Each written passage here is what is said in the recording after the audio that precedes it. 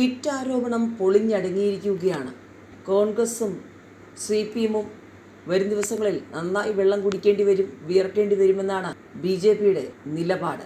മണലൂരിലെയും വാടാനപ്പള്ളിയിലെയും kit ആരോപണം പൊളിഞ്ഞു. സത്യം പുറത്തു കൊണ്ടുവന്ന ചില മാധ്യമങ്ങൾ രംഗത്ത് വന്നിരിക്കുകയാണ്. മണലൂരിലും വാടാനപ്പള്ളിയിലും BJP കിറ്റ് വിതരണം ചെയ്തുവെന്നാരോപിച്ച് രംഗത്തിറങ്ങിയ നേതാക്കന്മാരുടെ വാദമുഖങ്ങൾ പൊളിച്ചടുക്കി CCTV ദൃശ്യങ്ങളുമായി BJP രംഗത്ത്.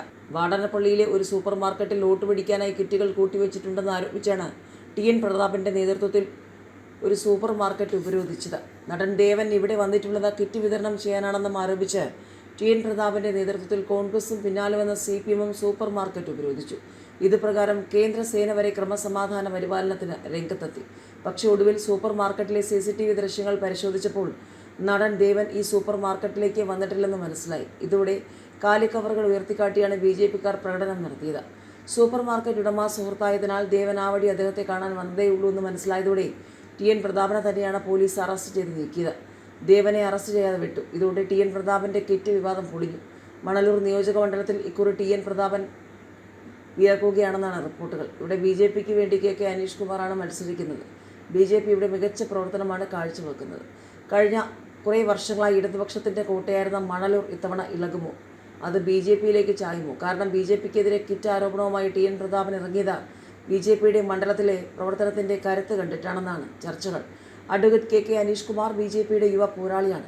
ഇവിടെ 2016-ലും 2021-ലും 37,000, 36,000 വോട്ടുകൾ പിടിച്ച മണ്ഡലമാണ് മണലൂർ.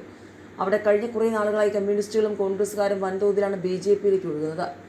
LDF മുരളി പെരുന്നള്ളി 2021-ൽ 70,000-ൽ പരവും 2026-ൽ 78,000-ൽ പരവും വോട്ട് പിടിച്ച മണ്ഡലമാണ് മണലൂർ. ഇവിടെ കോൺഗ്രസിൻ്റെ വോട്ട് ബേസ് ക്രമേണ കുറഞ്ഞു വരികയാണ്. 2021-ൽ 51,000 വോട്ടുകൾ ഭൂരിപക്ഷം ഉണ്ടായിരുന്നെങ്കിൽ 2026-ൽ 48,000 വോട്ടുകളേ ഉള്ളൂ. ഇവിടേക്കാണ് ഇതുവരെ തെരഞ്ഞെടുപ്പിൽ വിജയിച്ച ചരിത്രം മാത്രമുള്ള TN പ്രതാപൻ കടന്നു വരുന്നത്. തുടക്കം മുതലേ BJPയുടെ മുന്നേറ്റം കണ്ട പ്രതാപൻ ഭയത്തിലാണെന്നാണ് BJP ക്യാമ്പുകളുടെ വിമർശനം. ഇടതുപക്ഷ സ്ഥാനാർത്ഥിയായ രവീന്ദ്രനാഥ് വലിയ ആവേശമുണർത്തുന്ന സ്ഥാനാർത്ഥിയല്ല. അതുകൊണ്ടാണ് അനീഷ് കുമാറിൻ്റെ വിജയ സാധ്യത നശിപ്പിക്കാൻ കിറ്റ് ആരോപണവുമായി പ്രതാപൻ രംഗത്ത് വന്നത്. പക്ഷേ ആരോപണം പൊളിഞ്ഞതോടെ പ്രതാപന് മുഖം നഷ്ടപ്പെട്ട സ്ഥിതിയാണെന്നാണ് BJP കേന്ദ്രങ്ങൾ പറയുന്നത്.